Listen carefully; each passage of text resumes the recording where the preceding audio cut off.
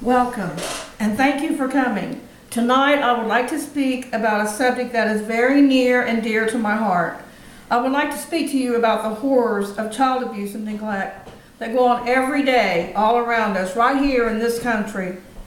And then I would like to suggest how you and I can be a part of the solution to this terrible travesty that stains our great nation's honor and integrity.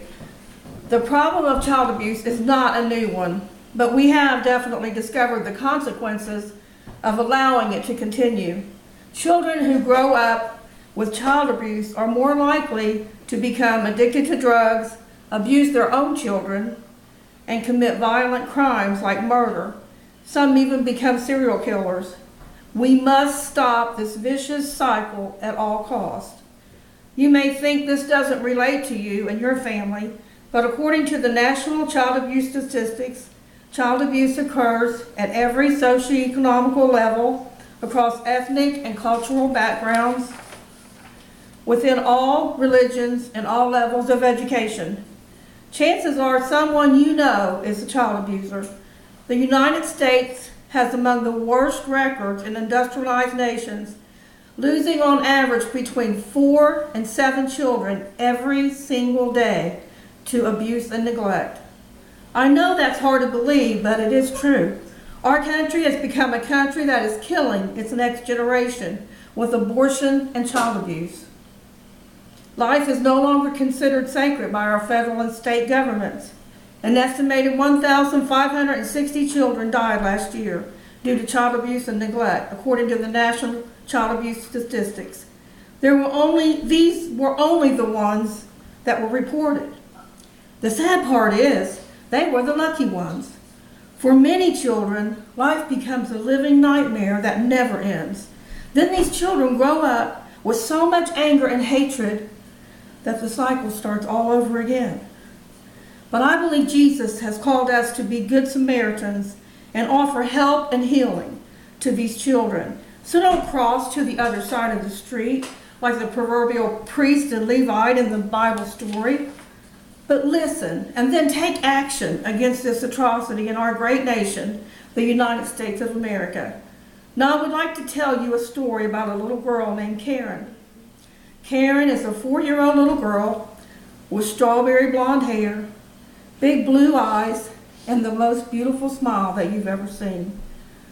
But she don't smile too often because her parents are alcoholics and they abuse drugs on a daily basis. Every day they sleep all day, passed out on drugs, while Karen tries to search and find something to eat for her and her baby brother.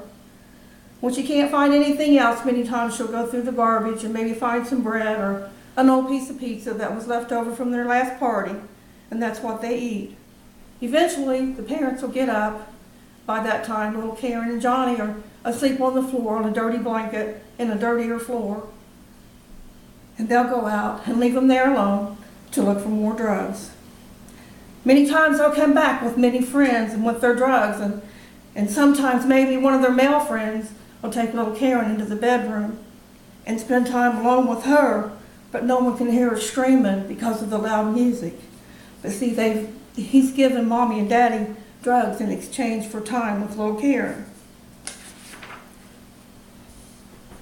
No one is there to care. No one is there to help her. Yes, this is a fictitious story, but there are many, many true stories just like this one, and even worse. On childhelp.org, you can read them there. Only God knows the horror that these little children endure, and there are millions of them. According to the United States Department of Health and Human Services, there were 3,082,000 reports of child abuse in 2011 alone. Where is the church? Are we not supposed to be Jesus' hands and feet in this world of sin? You might be saying, yeah, but what can I do? I'm only one person. And I believe that if the church and others who are horrified by these statistics, if you will stand up and you will stand up and you will petition the courts to pass tougher laws and tougher sentences for child abusers and molesters, then they will act as a deterrent to these offenders. And I also believe that more children would be removed from abusive homes if we had more morally upright people willing to open up their homes and their hearts to foster care and adoption. If we all help just one child, we can make a difference. Can you hear the silent screams for help? Can you hear Jesus saying, "Let the little children come unto me, and forbid them not"? He also said, "Whosoever shall offend one of these little ones which believe in me, it were better for him that a millstone would be hanged around his neck, and that he was drowned in the depth of the sea." Yes, we can make a difference. So let's get started today. Please sign the petition I brought for tougher laws against child abuse and harsher sentences for abuses. And please prayerfully consider opening up your home and your heart to just one child, just one little child that's been abused and neglected. Thank you, and God bless you.